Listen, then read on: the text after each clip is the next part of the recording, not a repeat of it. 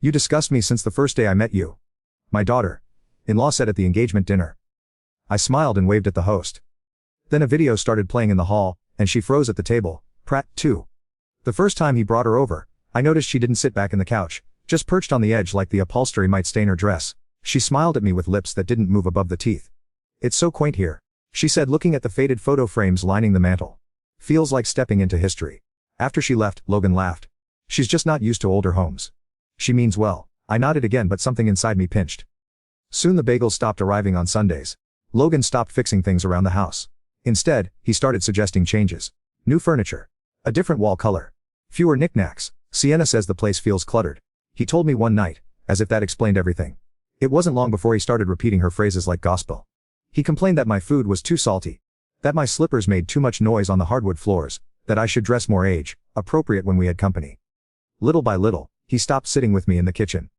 Stopped asking how I was sleeping. Stopped seeing me at all. And then one afternoon, I walked into his room to collect laundry, and found the envelope that would undo everything. I had gone into his room with a basket of clean laundry and a headache. The sheets were still twisted from the night before, the blinds drawn, even though the afternoon sun could have warmed the whole room. Logan was out running errands, he'd said, and I figured I'd put his clothes away before he came back. Old habits. The dust beneath his bed caught my eye. I crouched to slide the storage bins forward so I could sweep. That's when I saw it. A worn red folder, the kind Charles used to keep our insurance papers in. It was wedged between the wall and the bed frame, tucked just far enough to be missed, unless someone was cleaning with purpose. I pulled it out without thinking. But as soon as I saw my own name on the top page, typed in bold next to words like collateral and property line, my fingers stopped working properly. It was a loan. $30,000. Approved 3 months ago. My name listed as the applicant. My signature at the bottom.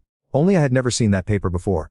I sat down on the edge of the bed, folder open in my lap, breath caught somewhere between my chest and throat. I flipped through the rest, copies of tax documents. Scans of my driver's license. A blurry image of our house taken from the street with notes scribbled on the back. Appraised value 1 to 70K, keep updates minimal until ownership transfer. Beneath a letter. Handwritten in Sienna's looping script. Logan, my parents are fine with the plan. Once the wedding's over, your mom can't live there anymore. Start looking into assisted living, nothing fancy, just somewhere with supervision. If we sell our old furniture, we can cover the first couple of months. Don't feel guilty. It's the cleanest way to handle this. There was no signature.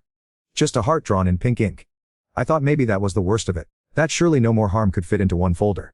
But then, tucked into a side pocket, I found a small receipt equipment rental from an electronic shop. And a list of dates. Audio files, it said. I opened my laptop and plugged in the USB drive that had been taped to the back of the folder.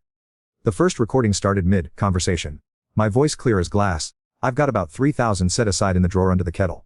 It's emergency money. For funeral expenses or, well, you never know. Then Logan's voice, yeah, smart mom, don't worry. That's safe with me. I pressed pause. My hand hovered over the trackpad. My stomach was cramping like I'd been kicked. He had been recording me in my own house, my own kitchen. With no warning, no reason but to catalog my words like ammunition. I closed the laptop and sat there. Folder still open. Heart thudding too fast to keep up with my thoughts.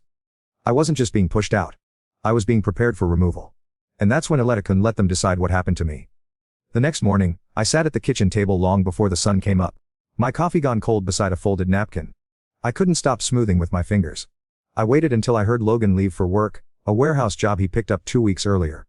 And then I reached for the yellowed address book I kept inside the pantry. Mr. Ellison's number was still there. Charles had trusted him with everything from our wills to the deed on the house. I hadn't spoken to him in over a year. "Is this Nora Wells?" he asked, voice gravelly with age but still sharp.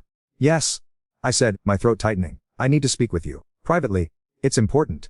Within 2 days we were sitting in his quiet office above the old pharmacy downtown, the same place Charles and I had signed our first loan papers 3 decades ago. I handed him the folder. I didn't cry.